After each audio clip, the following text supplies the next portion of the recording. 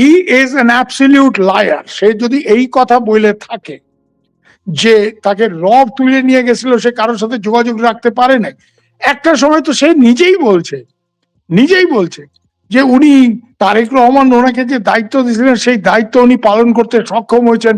উনি শিলং থেকে বসে অনলাইনে সবার সাথে, পার্টি কর্মীদের সাথে যোগাযোগ রক্ষা করছেন, পার্টির অন্য নেতাদের সাথে যোগাযোগ রক্ষা করছেন। ওনার কয়টা মুখ দিয়ে কথা বলে। হ্যাঁ, তো সালাউদ্দিন সাহেবের কি সমস্যাটা সেইগুলি আমরা জানতাম। তো যাই হোক, প্রশ্ন হচ্ছে he did not want to go back, and today if he say যে থেকে কিডন্যাপ করে নিয়েছে, আই এম টেলিং ইউ, দায়িত্ব নিয়ে আমি বলছি, হি is a first rate liar. এবং ওনার কথা উনি হোম মিনিস্টার থাকা অবস্থায় ওনার গোয়েন্দা প্রধানরা বিশ্বাস করতেন। উনি আসলে খুব বিপদে পড়ছেন। উনি বিপদে পড়ে এইসব আবল তাবল কথা বলছেন, এবং ওনার গভর্নমেন্ট যে ব্যাপারটা সিরিয়াসলি নিছে, এটা আমার কোনো ব্যাপার না, কিন্তু গভর্নমেন্ট যে এই ব্যাপারটা সিরিয়াসলি নিছে, আমরা যে এই ব্যাপারটা পাবলিক ডোমেইনে আনছি, এটার প্রমাণ হচ্ছে তাকে তো হঠাৎ করে নাইলে হোম মিনিস্ট্রি থেকে সরানোর কোনো কারণ নাই। সে তো তারেক সাহেবের কাছের লোক বলেই পরিচিত, এবং সে তো নিজেকে ডেপুটি প্রাইম মিনিস্টার হিসেবে জাহির টাহির করা, হ্যাঁ, বড় বড় কথা মানে বলার, মানে দুইজন লোক এই মিনিস্ট্রিতে আছে হাবে ভাবে তো মনে হয় তারাই prime minister, not Tarique Rahman. একজন খলিল, হ্যাঁ, ফরেন মিনিস্টার, একজন সালাউদ্দিন, মানে এরাই প্রাইম মিনিস্টারের কোনো হাব্বা। That he has been removed, এটা নিশ্চয়ই এক নম্বর তারেক রহমান নিশ্চয়ই তার কার্যকলাপে বিরক্ত।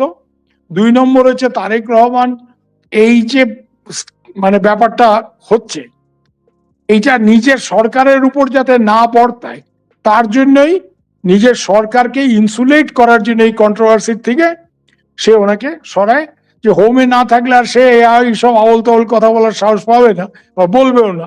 হঠাৎ করে শিলং সালাউদ্দিন নামে যাকে পরিচিত, যার কথা আপনি দুদিন আগেও বলেছিলেন একটা চ্যানেলে, ওনাকে স্বরাষ্ট্র মন্ত্রণালয় থেকে সরিয়ে অন্য মন্ত্রণালয়ে দেওয়া হলো। বিষয়টা নিশ্চয় আপনি জেনেছেন। এটা কি আপনি সেদিন বলে দেওয়ার পরে কি এই ঘটনা ঘটেছে, নাকি আরো কিছু ঘটবে বাংলাদেশে? না, আমি বলার পরে এই ঘটনা ঘটেছে আমি সেটা বলাটা ঠিক হবে না, আমার মনে হয় না। মানে আমি কোনো সময় নিজের ব্যাপার মানে ওভার এমফাসাইজ করাটা পছন্দ করি না। আর একটা জিনিস রাশেদ আমি বলি, আমি বিলো দ্য বেল্ট হিট করি না কোনো সময়, বা সোজা কথা বলতে গেলে যেটা, যে সালাউদ্দিন সাহেবকে নিয়ে সেই দিন আমি একটা টক শোতে যে মন্তব্য করেছিলাম, এবং আই এক্সপোজড হিজ মানে স্টে ইন শিলং, বা উনি কি ব্যাপার কেন জানো, উনি তার আগে আমাকে নাম ধরে আক্রমণ করেছিলেন, যেটা উনি একজন হোম মিনিস্টার হয়ে ওনার পক্ষে শোভা পায় না। আমি তার আগে কিছু মন্তব্য করেছি, ব্যাপারটা এই হবে যে উনি মাঝে বলা শুরু করলেন যে আওয়ামী লীগ দাফন হয়ে গেছে। তো আমি বললাম যে আওয়ামী লীগ দাফন হয়ে গেছে স্বরাষ্ট্রমন্ত্রী সালাউদ্দিন নিজে বলছেন, তো তাহলে ভাই এত বড় কথা যখন উনি বলছেন, ওনার উচিত যে আওয়ামী লীগের উপর থেকে ব্যানটা তুলে আওয়ামী লীগকে নির্বাচনে যোগদান করতে সুযোগ করে দাও। তারপরে আমরা দেখি বাংলাদেশের মানুষ প্রমাণ করুক যে কে দাফন হয়েছে আর কে টিকে আছে। মানে আওয়ামী লীগকে ইলেকশন না করতে দিয়ে এটা বলা তো অনুচিত যে আওয়ামী লীগ দাফন হয়ে গেছে। কেন আমাদের সালাউদ্দিন সাহেবের কি অ্যাসেসমেন্ট আমি জানি না, ওনার গোয়েন্দারা ওনাকে কি বোঝাচ্ছেন বা বুঝিয়েছেন। এখন তো শুনলাম যে উনি হোম মিনিস্ট্রিতে নেই, এখন আর গোয়েন্দারা ওনার কাছে রিপোর্ট করবে না, কিন্তু এতদিন ওনাকে কি বুঝিয়েছেন আমি জানি না। কিন্তু আমি একটা জিনিস জানি, যে আওয়ামী লীগকে যদি নির্বাচন করতে দেওয়া হয়, আওয়ামী লীগ যদি সঠিক ক্যান্ডিডেট যারা মাঠে লড়ে পার্টিকে দাঁড় করানোর পেছনে, সেই সব নেতাকে যদি আওয়ামী লীগ ইলেকশনে দাঁড় করায়, তাহলে আওয়ামী লীগ আজকের বাজারেও 250 সিট পাবে না, কিন্তু 160-70টা সিট পাবে। এটা আমার নিজের মূল্যায়ন, এবং এটা অনেক জায়গার থেকে তথ্য সংগ্রহ করে আমি কথা। তো এর জন্য আওয়ামী লীগ দাফন হয়ে গেছে, I contested this statement by Mister Salahuddin. এর বেশি আমি কিছু করিনি এখানে।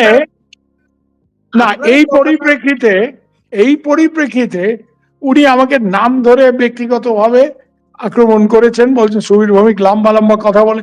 তা আমি কতটা লম্বা কথা বলতে পারি সেটার একটা প্রমাণ আমি একটা টক শোতে দিলাম যে উনি এখন এত বড় বড় কথা বলছেন, উনি ইন্ডিয়া নিয়ে যা মুখে আসছে তাই বলছেন, অথচ একটা সময় উনি যখন ওনাকে কে বা কারা ইন্ডিয়ান সাইডে বর্ডারে ফেলে দিয়ে গেছে, বিএসএফ ওনাকে অ্যারেস্ট করেছে, হ্যাঁ, এবং তারপরে উনি মানে নর্মালি কি হয়, বাংলাদেশের কোনো লোককে বিএসএফ অ্যারেস্ট করলে তার চেষ্টা থাকে সে যত তাড়াতাড়ি পারুক দেশে ফিরে যাওয়া, তাই তো?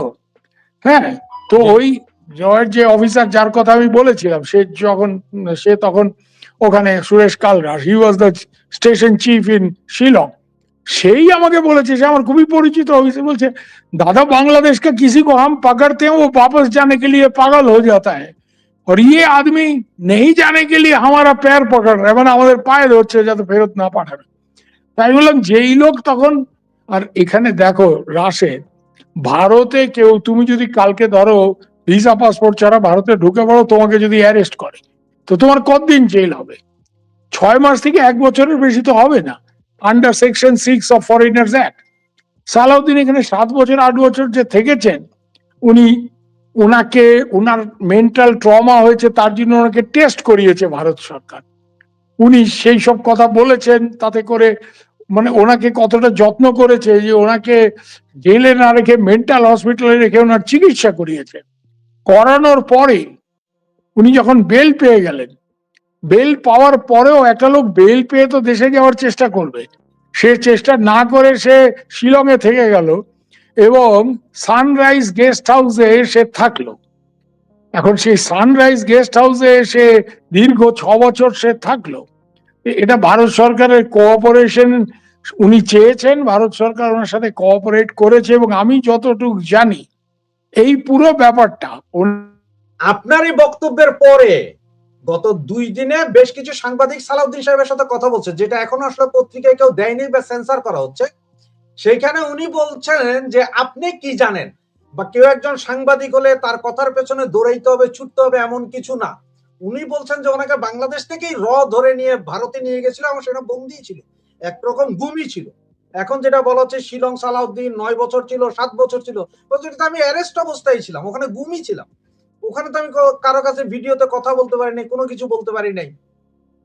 না, এর আগে তো উনি বলছেন যে উনি শিলংয়ে থাকা অবস্থায় ওনাকে যে সাংগঠনিক দায়িত্ব তারেক রহমান সাহেব দিয়েছিল, সেই দায়িত্ব উনি পালন করছেন, অনলাইনে যোগাযোগ রেখে পার্টি কর্মীদের সাথে।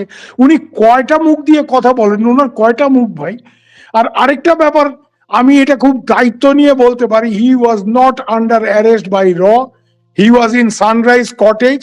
তোমাকে আমি লিঙ্ক পাঠিয়ে দেবো, ডেইলি স্টারের যে নর্থ ইস্ট ইন্ডিয়ার করেসপন্ডেন্ট, তার রিপোর্ট, সবাই রিপোর্ট করছে এটা, যে উনি সানরাইজ কটেজে থাকতেছেন, আলিশান বাংলোতে থাকতেছেন। র ওনাকে কিডন্যাপ করে নাই, উনি র কে বলছেন যে র্যাপিড অ্যাকশন ব্যাটালিয়ন ওনাকে ধরে ইন্ডিয়ান বর্ডারে ফেলা দিয়ে বলছে যে এই পারে যদি আসো তোমারে পালিশ করে দেবো। এবং হি ওয়াজ মিটিং জার্নালিস্ট। আমি দায়িত্ব নিয়ে বলতেছি, নর্থ ইস্ট নিউজের অনির্বাণ রায় তাকে ইন্টারভিউ করছে, কতজন ভারতীয় সাংবাদিক তাকে কি ইন্টারভিউ করছে। So he is an absolute liar. সে যদি এই কথা বলে থাকে যে তাকে রব তুলে নিয়ে গেছিল, সে কারোর সাথে যোগাযোগ রাখতে পারে নাই, একটা সময় তো সে নিজেই বলছে যে উনি তারেক রহমান ওনাকে যে দায়িত্ব দিয়েছিলেন সেই দায়িত্ব উনি পালন করতে সক্ষম হয়েছেন। উনি শিলং থেকে বসে অনলাইনে সবার সাথে, পার্টি কর্মীদের সাথে যোগাযোগ রক্ষা করছেন, পার্টির অন্য নেতাদের সাথে যোগাযোগ রক্ষা করছেন। ওনার কয়টা মুখ দিয়ে কথা বলে, হ্যাঁ।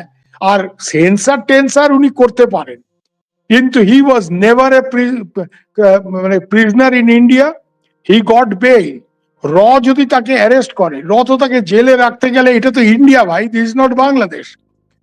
এখানে যদি কাউকে জেলে রাখতে হয়, সে যেভাবেই হোক তার নামে কোর্টের আদেশ লাগবে, এবং রয়ের পক্ষে একটা কোর্টের আদেশ বাইর করাটা সাংঘাতিক কোনো ব্যাপার না। যে একটা ফরেন ন্যাশনাল এখানে ট্রেসপাস করে ঢুকছে, তো তাকে ইন্টারোগেট করার জন্য তার মানে অ্যাক্টিভিটি সাসপিশিয়াস ইত্যাদি বলে, কিন্তু এটা তো হয় নাই। He was not under arrest after the initial period. After 6 to 7 months he got bail. His wife was meeting him. Or wife এসে ওর সাথে এখানে, ওর বেগম এসে এর সাথে দেখা করতো, আরো অনেক লোকজন এসে দেখা করছে। এবং উনি সানরাইজ গেস্ট হাউসে ছিলেন শিলংয়ে। শিলংয়ের আমি অন্তত 10টা লোক যারা ওই সময় তার এইসব জানে, এবং তার আগে ও মেন্টাল ট্রমার বলছে, আমার মানসিক অবস্থা খুব খারাপ, তাকে এক্সামিন করার জন্য নিমহ্যান্স বলে যে মেন্টাল ট্রমা হসপিটাল আছে সেখানে রাখা হয়েছিল। সো এইটা যদি সে বলে থাকে তাকে কিডন্যাপ করে বাংলাদেশ থেকে নিয়ে গেছে, এইটা ভিকটিমহুড কার্ড প্লে করার জন্য সেইটা বলতেছে। হ্যাঁ, র এই ধরনের কিছু করে না, অন্যভাবে করে। এর অপারেশনাল স্টাইল ইজ ডিফারেন্ট। হ্যাঁ, কিন্তু ইসরায়েল যেটা করে, রাশিয়ানরা একসময় কেজিবি যেটা করতো, কি এখন ট্রাম্প যেটা করতেছে, যে একটা দেশের রাষ্ট্রপতিকে তুলে আনলো। ইন্ডিয়া কোনোদিন এইসব জিনিস করে না। ইন্ডিয়া অনেক সূক্ষ্মভাবে অপারেশন করে। ইন্ডিয়া যেটা করবে, ইন্ডিয়া মানে এরা যে মানে বন্ধুত্ব করার চেষ্টা করবে প্রথম। এটা একেবারে কৌটিল্যর নীতি, সাম ডাম দণ্ড হয়, যে পাইলে উসকো দোস্ত বানালো। তো দোস্তি যদি করতে না হয়, তারপরে অন্য সেসব প্রলোভন সেগুলি। আর লাস্টলি কিছু না হইলে তাকে ডিসক্রেডিট করবে। ডিসক্রেডিট করা, ভাই তোমাদের বাংলাদেশের পলিটিশিয়ানদের ডিসক্রেডিট করা যে খুব কঠিন কাজ তা তো না। সবাই নানা রকম সমস্যা আছে, এবং এগুলি যে আমাদের লোকজন জানে না তা তো না। তো সালাউদ্দিন সাহেবের কি সমস্যাটা সেগুলি আমরা জানতাম। তো যাই হোক, প্রশ্ন হচ্ছে he did not want to go back, and today if he saying যে থেকে কিডন্যাপ করে নিয়েছে, আই এম টেলিং ইউ, দায়িত্ব নিয়ে আমি বলছি, হি is a first rate liar. এবং ওনার কথা উনি হোম মিনিস্টার থাকা অবস্থায় ওনার গোয়েন্দা প্রধানরা বিশ্বাস করতেন। উনি আসলে খুব বিপদে পড়ছেন। উনি বিপদে পড়ে এইসব অবল তবল কথা বলছেন, এবং ওনার গভর্নমেন্ট যে ব্যাপারটা সিরিয়াসলি নিছে, এটা আমার কোনো ব্যাপার না, কিন্তু গভর্নমেন্ট যে এই ব্যাপারটা সিরিয়াসলি নিছে, আমরা যে এই ব্যাপারটা পাবলিক ডোমেইনে আনছি, এটার প্রমাণ হচ্ছে তাকে তো হঠাৎ করে নাইলে হোম মিনিস্ট্রি থেকে সরানোর কোনো কারণ নাই।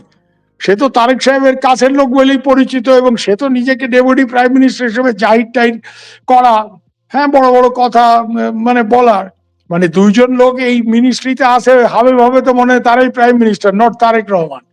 একজন খলিল, হ্যাঁ, ফরেন মিনিস্টার, একজন সালাউদ্দিন, মানে এরাই প্রাইম মিনিস্টারের কোনো হাব্বা।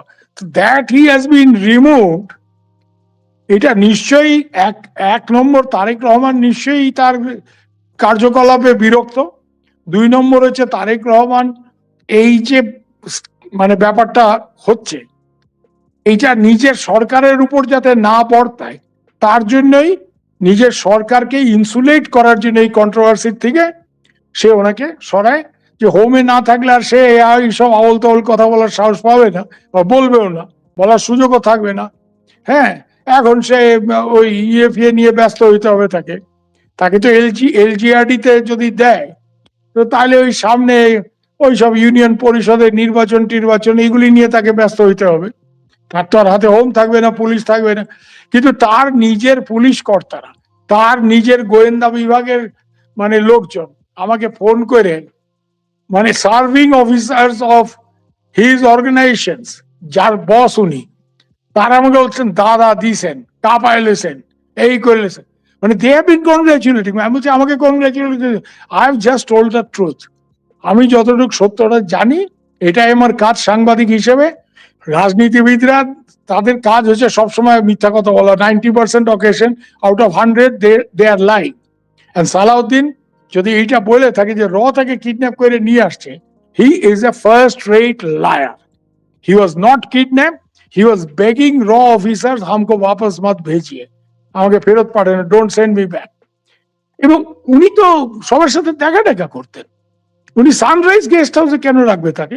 তাকে তো জেলে রাখবে। তাইলে তাকে যদি কিডন্যাপ করে নিয়ে রাখে, তাহলে হয় জেলে রাখবে, অথবা এর যেসব সিক্রেট সেল আছে, হ্যাঁ, যেগুলি নিয়ে বাংলাদেশে অনেক চর্চা, এর আয়না ঘর এইসব বলে না, যে এর এরকম এই সেই। হ্যাঁ, নিয়ে তো বাংলাদেশে এমন একটা কথাবার্তা, আমি তোমার 2টা গল্প বলি, মানে তুমি শুনলে খুব মানে হাসবা। হ্যাঁ, আমার এক বোন আছে, ওর নাম হচ্ছে আয়েশা। ও কুমিল্লা মহিলা লীগের সাংগঠনিক সম্পাদিকা। কিছুদিন আগে জেল থেকে ছাড়া পাইছে, 4-5 মাস জেল খেটে। সে আমারে একবার একটা গপ্প বলে তার একটা নামটা আমি ভুলে গেছি, শাকিল না সাবির এরকম একটা নাম। বলে দাদা আমাদের কুমিল্লা এক বেটা নিজের বুক ফুলে রয়ের লোক বইলে সে আওয়ামী লীগের লোকের কাছ থেকে চান্দা নেয়, সে তোমাকে টিকিটের ব্যবস্থা করে দেব। তো এইটা শুনে রয়ের এক অফিসারকে আমি যখন এই ঘটনাটা বলছি, পাঞ্জাবি লোক, সে বাংলাদেশে পোস্টেড ছিল, তো সে বলে ক্যা বাত বল রে আপ। আমি বললাম, তো সে আমার এই বোনকেও চেনে। আমি বললাম হাম নেই বল রা, ইয়ে আয়েশা বলা হয়, এটা আয়েশা বলছে। বলছে আয়েশা তো ঝুট নেই বলে, আমি বলছি আয়েশা এটা বলছে। বলে বাংলাদেশে আমি এই লোককে চিনি না, আমি রয়ের স্টেশন চিফ, আর আমাদের নাম করে সে চাঁদাবাজি করতেছে রয়ের লোক বলে। হ্যাঁ, তা আমি বললাম ও চাঁদাবাজি শুধু করতেছে না, ওর 3 বেগম আছে, ও 3টা বিয়ে করে ফেলছে। বলে আরে क्या बात बोल रहा है दादा, हम रॉ का स्टेशन चीफ जॉइंट सेक्रेटरी, हम एक बेगम झेल रहा है। মানে আমি এক বেগম নিয়ে সন্তুষ্ট থাকতে হয়েছে, আমি রয়ের একটা জয়েন্ট সেক্রেটারি, আর রর কোনো কিছুই না, শুধু গপ মাইরে র বলে সে 3 বেগম নিয়ে ঘুরতেছে, সে আওয়ামী লীগের। জি দাদা। তাহলে ওই যেখান থেকে বলতেছিলাম ওই গল্পটা, তো তাহলে রাশেদ মানে এইটা একটা ছোট গল্প তোমাকে বললাম, কিন্তু এটা ঘটনা যে যে রয়ের আসলে স্টেশন চিফ সে কিছুই জানে না, আরেক লোক সে বইলে বেড়াইতেছে আমি রয়ের লোক, আমি ইন্ডিয়ানদের খুব কাছের লোক, এবং সে বিভিন্ন লোকের দিকে চান্দা টান্দা তুলতেছে, এবং এত চান্দা টান্দা তুলছে, এত ধনী হয়ে গেছে যে তার 3 বেগম করে ফেলছে। और रॉयल लोग बोलते हैं हम खुद रॉ का आदमी होके एक बेगम लेके बैठा है और ये 3 बेगम लेके घूमता है।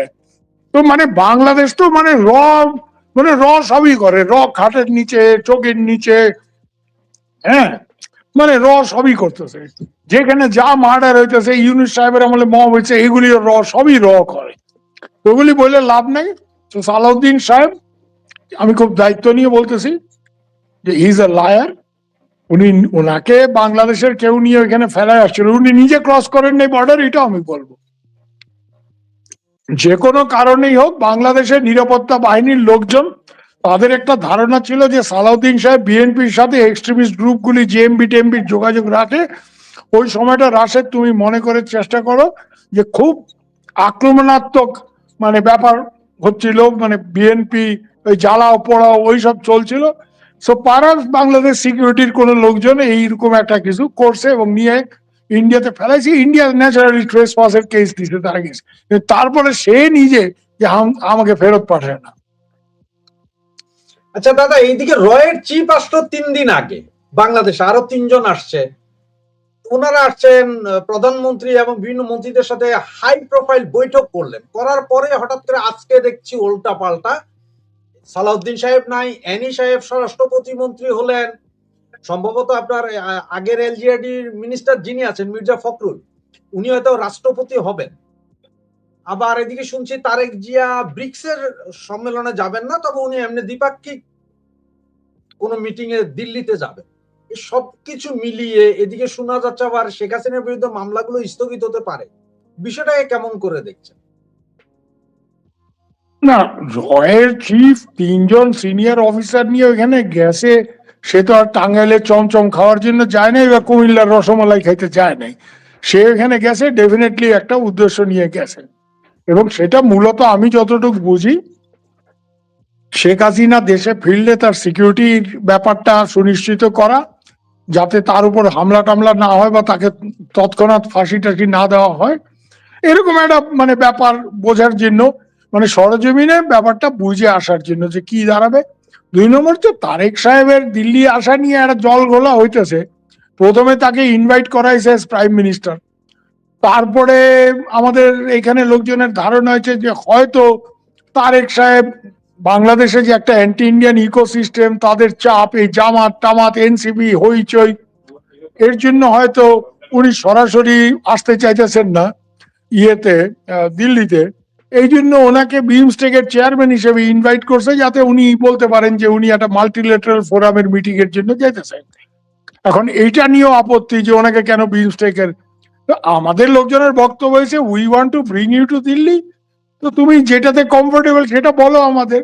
এবং এর জন্য লক্ষ্য করো যে ওনার সাথে ওনার সাথে পরাগ জৈন রয়ের চিফের কথা হয়েছে কিনা আমার জানা নাই, কিন্তু ডেফিনেটলি আমাদের রাষ্ট্রদূত দীনেশ ত্রিবেদীর সাথে কথা হয়েছে, ওগুলি ছবিও বেড়েছে। এবং এরপরেই দীনেশ ত্রিবেদী কিন্তু মোদিজিকে ব্রিফ করার জন্য দিল্লি ছুটে গেছেন। এই ব্যাপারগুলি আছে।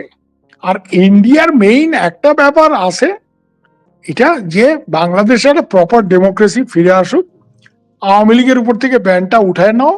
এইটা আমরা বার্মিজ যে জুনটার যে প্রধান, এখন যিনি রাষ্ট্রপতি, এতদিন আর্মির চিফ ছিলেন, জেনারেল মিং অংলাইন যখন ইন্ডিয়াতে আসছিল তাকেও আমরা এই কথা বলছি যে তোমার দেশে এই যে গৃহযুদ্ধ চলছে, এটা নিরসনের একমাত্র পথ হয়েছে তোমরা এই মারামারিটা বন্ধ করে সবগুলি দল যারা যুদ্ধ করতেছে, যে সব আঞ্চলিক দল বা অন্যরা, তাদেরকে টেবিলে বসাও। টেবিলে বসায় বাংলাদেশে একটা সুস্থ, বার্মাতে বা মায়ানমারে একটা সুস্থ গণতন্ত্র ফিরে আনো। সেনাবাহিনী তার কাজ করবে, সেনাবাহিনী সীমান্তে থাকবে, সেনাবাহিনী ব্যারেকে থাকবে, কিন্তু সরকারটা একটা প্রপার ডেমোক্রেটিকলি ইলেক্টেড গভর্নমেন্টের হাতে দাও। তো এটা ইন্ডিয়া সবাইকেই বলে। ইন্ডিয়া এই ব্যাপার পাকিস্তানের ক্ষেত্রে বলছে। পাকিস্তান, মায়ানমার বা অনেক সময় বাংলাদেশও তো এই লাইনেই না, গণতন্ত্রের নামে পাকিস্তানে গণতন্ত্র আছে, অথচ ইমরান খান একটা এত বড় পলিটিক্যাল পার্টির লোক, ফর্মার প্রাইম মিনিস্টার, তাকে 2 বছর জেলে ঢুকায় রেখে দিয়েছে নির্বিচারে। বাংলাদেশে আওয়ামী লীগকে ব্যান করা, আওয়ামী লীগের কোন নেতা দোষ করে থাকলে তার বিরুদ্ধে মামলা মোকদ্দমা করার তো উপায় আছে, কিন্তু পুরো দলটাকে তুমি ব্যান করার অর্থ কি? ভারতে আজকে কংগ্রেস ইলেকশন হারে গেছে 2014-তে, 12 বছর Congress is out of power.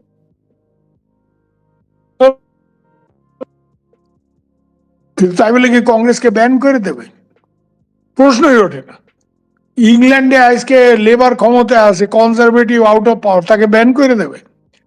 তো আওয়ামী লীগ তো কোনো এক হুজুর দুই হুজুরের এই নেজামত খেলাফত টাইপের দল না রে ভাই। Awami League is a major political party. Awami লীগের উপর ব্যানটা যতক্ষণ না তুলবে ততক্ষণ বাংলাদেশের স্থিতিশীলতা ফেরা সম্ভব না। ওই জুলাই বিপ্লবীরা যে যাই বলুক, হ্যাঁ, ওগুলি বলে কোনো লাভ নাই। তো this is what India has try to convey. Royal চিফের যাওয়া এবং 3 জন অফিসার নিয়ে, আর আমি যতটুকু জানি রয়ের সাথে একসময় ভারত আর বাংলাদেশের মধ্যে ইন্টেলিজেন্স কোঅপারেশন একটা সাংঘাতিক একটা মানে এফেক্টিভ জায়গায় ছিল, বিশেষ করে এই টেররিস্ট কাউন্টার করার ক্ষেত্রে। ইউনূস সাহেব আসার পর থেকে র আর ডিজিএফআই এর যে লিয়াজো কমিটিগুলি যে মিটিং বন্ধ হয়ে গেল, জুন মাসের 24 সালে লাস্ট হয়েছে, তারপরে হয়নি। এগুলি আবার রিভাইভ কি করে করা যায়, ইন্টেলিজেন্স কোঅপারেশনটাকে একটা প্রাতিষ্ঠানিক ভাবে আবার কি করে করা যায়, এই ব্যাপারগুলি নিয়ে আলোচনা করছে। তার জন্য আর পরাগ জৈন এখানে গেছে তো ডিজিএফআই এর chief general Kaiser Rashid Chowdhury দিল্লিতে আসছিলেন, উনি তখন সৌজন্যর খাতিরে পরাগ জৈনকে ইনভাইট করছেন। পরাগ জৈন বলছে ওকে হাম আতে হ্যাঁ আবি আয়েঙ্গে। হয়তো যাওয়ার টাইমিংটা ইম্পর্টেন্ট, কিন্তু যাওয়ার ক্ষেত্রটা কিন্তু ডিজিএফআই এর প্রধান নিজেই করে আসছিল। যখন উনি দিল্লি আসছিলেন সস্ত্রীক, উনি পরাগ জৈনকে বলছিলেন তোমরা আসো, আমরা আবার একটা। তো পরাগ জৈন দেখছে যে ডিজিএফআই চিফ নিজে যখন আসছে, আমরা গিয়ে এই দুই এজেন্সির মধ্যে একটা ইন্টেলিজেন্স লেভেলে কোঅপারেশন আবার ডেভেলপ করার একটা চেষ্টা, তো এর জন্য সে ওখানে গেছে। এগুলি নিয়ে এখন মানে এই বাংলাদেশে যাই হইতেছে সবই র করাইতেছে, তাহলে তো ভাই শেখ হাসিনার পতনই হইতো না। র যদি এরকম একটা সর্বশক্তিমান ব্যাপার হয়ে থাকে, আমার তো মনে হয় র আসলে যতটা এফিশিয়েন্ট, তার থেকে অনেক বেশি র কে তোল্লাই দিয়ে পাত্তা দিয়ে আকাশে তোলা হয় পাকিস্তান বাংলাদেশে। যাই যেখানে হইতেছে সব, পাকিস্তানেও আমি শুনি সব র কর রা হয়, বাংলাদেশে সবই র করতেছে।